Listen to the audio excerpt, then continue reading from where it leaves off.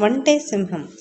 పూర్వం మలయ పర్వత ప్రాంతంలో ఉన్న అడవిలో దర్పసారం అనే సింహం ఉండేది. అది అడవికి రాజు. పులి, నక్క, కాకి దానికి మంత్రులు. కాకి అడవి చుట్టూ ఎగిరి వచ్చి అడవిలో విశేషాలు సింహానికి చెప్పేది. నక్క చుట్టుపక్కల తిరిగి సింహానికి మంచి ఆహారం ఎటువైపు ఉన్నదో చెప్పేది. పులి సింహం నిద్రపోతున్నప్పుడు మరే జంతువు వచ్చినా దాన్ని నిద్ర పాడు చేయకుండా కాపలా కాసేది. కాకి, పులి, నక్క ఓ సాయంత్రం పూట అడవిలోకి విహారానికి బయలుదేరాయి. అన్ని జంతువులు వాటికి వినయంగా నమస్కారం చేస్తూ ప్రక్కకు తప్పుకొని పోతుంటే ఆ మూడింటికి గర్వంగా అనిపించింది. ఆహా, దర్పసారం మహారాజుకి మంత్రులమైనందుకే కదా ఈ జంతువులన్నీ ఇంత వినయ విధేయతలు చూపిస్తున్నాయి అని మనసులోని సింహాన్ని కృతజ్ఞతలు తెలుపుకున్నాయి. అలా ఆ మూడు కొంత దూరం నడిచేసరికి వాటికి ఒక ఒంటె కనిపించింది.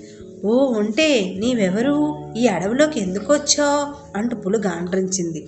దానికి ఒంటె భయంగా ఆ మూడింటి వంక చూస్తూ, అయ్యా, నా పేరు క్రమేరుకం. ఈ అడవి ప్రక్కన ఉన్న రాయమల్లులోని వర్తకుడి ఇంట్లో ఉండేదాన్ని. ఆ వర్తకుడు నాకు తగినంత విశ్రాంతి ఇవ్వక, ఆహారం పెట్టక చాకరీ చేయిస్తుంటే అది భరించలేక ఈ అడవిలోకి పారిపోయి వచ్చాను. మీరు ముగ్గురు చూడబోతే మంచివారిలా ఉన్నారు. దయచేసి నన్ను కూడా మీ స్నేహితుడిగా భావించండి అన్నది. దానికి కాకి, నక్క, పులి సరే అన్నాయి. ఆ మూడు కలిసి ఒంటెను తన రాజైన సింహం దగ్గరకు తీసుకువెళ్ళాయి. సింహం ఒంటెను కొన్ని ప్రశ్నలు అడిగి ఒంటె చెప్పిన సమాధానాన్ని తృప్తిపడి దాని మీద నమ్మకం కలిగి దాన్ని తన ప్రధానమంత్రిగా నియమిస్తున్నట్లు ప్రకటించింది. ఒంటెను ప్రధానమంత్రిగా నియమించటం కాకి, నక్క, పులికి అసూయ పుట్టింది. చూసేరా మిత్రులారా, ముందొచ్చిన చెవుల కన్నా వెనకొచ్చిన కొమ్ముల వాడి అన్నట్లుగా ఇంతకాలం మనం మన రాజును కనిపెట్టుకుని ఉంటే మనకు దక్కింది బోడి మంత్రి పదవి. ఇలా వచ్చిందో లేదో అలా ప్రధానమంత్రి పదవి కొట్టేసింది ఈ ఒంటె. మొత్తానికి అదృష్ట జాతకురాలు.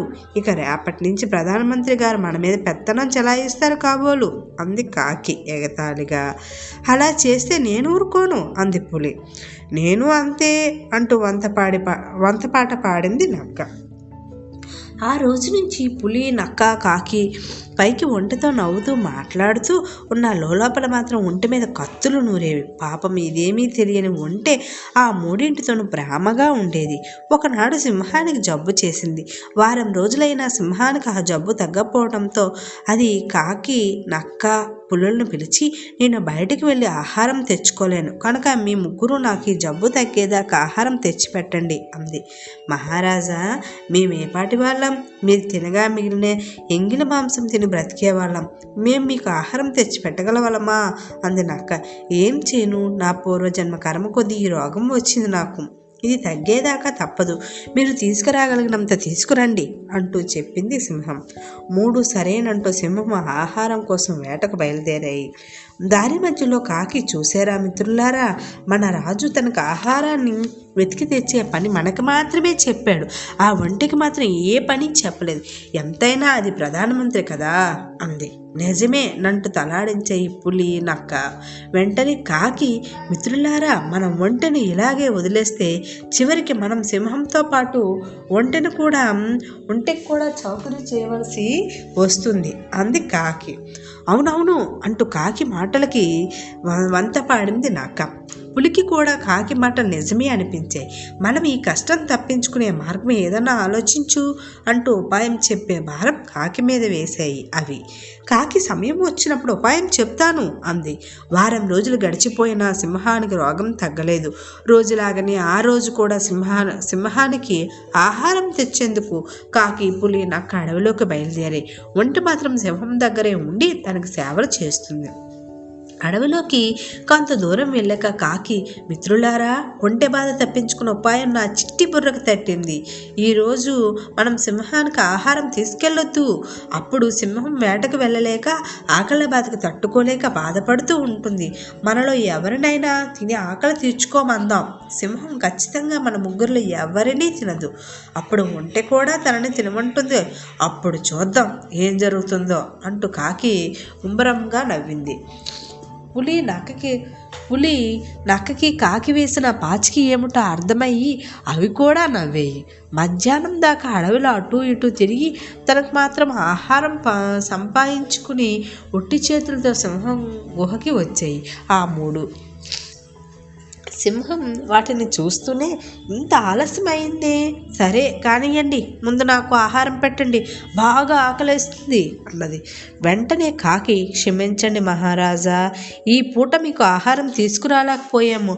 అడవిలో ఎంత వెతికినా ఒక్క జంతువు కూడా మా కంటికి కనిపించలేదు అంది వినయంగా. అయ్యో, ఈ రోగం బాధకి ఆకలి బాధ కూడా తోడయ్యిందా? ఈ రెండు బాధలతో ఇలా బ్రతకడం కంటే ఒక్కసారి చచ్చిపోతే బాగుండును అంది సింహం. అప్పుడు కాకి, అంత మాట మీ నోటి వెంట రాకూడదు మహారాజా, మేము ఉండగా మిమ్మల్ని ఆకలి బాధకు బలి చేస్తామా? నన్ను చంపి మీ ఆకలి తీర్చుకోండి అంది కాకి. నువ్వు భలేదానివి, మా జాతి ఎప్పుడైనా పక్షులను చంపి తిన్నదా? ఆ ధర్మం నేను తప్పినా నువ్వు నా పంటి క్రిందకు కూడా చాలవు అంది సింహం. వెంటనే నక్క ముందుకు వచ్చి, మహారాజా నన్ను చంపి తినండి అంది. ఆఖరికి నా కర్మ ఇలా కాలింది. నేను వదిలేసిన ఎంగిలి మాంసం తిని బ్రతికేదాన్ని నువ్వు అలాంటి నిన్ను చంపి నా ఆకలి తీర్చుకోవాలా అంది. ఇక పులి తన వంతు వచ్చింది అనుకుంటూ సింహం ముందుకు వచ్చిన, మహారాజా, ఈ రెండింటి విషయంలో మీరు చెప్పింది అక్షరాల సత్యం. ఈ రెండూ మీకు ఆహారం కాదగినవి కావు, అందుకే నన్ను చంపి మీ ఆకలి తీర్చుకోండి అంది. నువ్వు మాత్రం ఏం తక్కువ, నీ ఆహారం కోసం చిన్న చిన్న జంతువులను కూడా చంపి తిన్న పాపాత్మురాలివి. నిన్ను చంపి ఆకలి తీర్చుకొని బ్రతకడం కంటే ఆ ఆకలితో మరణించడమే మేలు అంది సింహం గంభీరంగా. సింహంకి సేవలు చేస్తున్న ఒంటి కూడా ఈ సంభాషణ మొత్తం విన్నది. మహారాజా, నాదొక విన్నపం, మీకు అభ్యంతరం లేకపోతే నన్ను చంపి మీ ఆకలి తీర్చుకోండి. నేను తెలిసి ఎవ్వరు ఏ అపకారం చేయలేదు. నాకు ఎన్నాళ్ళు మీలాంటి ఉత్తమరాజుకు సేవ చేసుకునే భాగ్యం దొరికింది. చివరికి నా మరణం కూడా తమ లాంటి ఉత్తముల ప్రాణాలకు కాపాడగలిగితే అదే చాలు అంటూ వినయంగా ప్రాధాయపడింది. దాని మాటలు విన్న సింహం కొద్ది క్షణాలు మౌనంగా ఉండిపోయి ఆ తర్వాత కాకి, నక్క, పులిని చంపేసింది. అప్పుడు ఒంటె, మహారాజా, అవి తమను తినమని అడిగితే వద్దన్నారు, కానీ ఆ తర్వాత మీరే వాటిని బలవంతంగా ఎందుకు చంపేశారు అని అడిగింది. దానికి సింహం, ఆ మూడు స్వార్థంతో నిన్ను చంపాలని కుట్ర పన్నాయి. అయినా నువ్వు అమాయకత్వంతో ప్రాణత్యాగానికి సిద్ధపడ్డావు. అలాంటి భజన పరులైన సేవకులు కావాలంటే ఈ అడవిలో చాలామంది దొరుకుతారు, కానీ నీలాంటి ఉత్తముడైన మిత్రులు సేవకుడుగా దొరకడం నా అదృష్టం. అందుకే ఈ స్వార్థపరుల వల్ల నా ప్రాణాలకు ఎప్పుడైనా ముప్పు కలగకుండా చంపేశాను అంటూ సమాధానమిచ్చింది. బాలలు చూశారుగా, స్వార్థంతో ఇతరులకు హాని తలపెట్టాలనుకుంటే చివరికి వాళ్లే ఆ హానికి బలి అవుతారు అన్నది ఈ కథలో నీతి. ఉత్తములను ఎవరు ఏమీ చేయలేరు, వాళ్ళకి ఎప్పుడు మంచే జరుగుతుంది. అందుకే మనం ఇతరులకు చెడు కలిగించే పనులు ఎప్పుడూ చేయరాదు అన్నదే ఈ కథలోని నీతి. దీనిని అందరూ ఆచరిస్తే సుఖ శాంతులు లభిస్తాయి.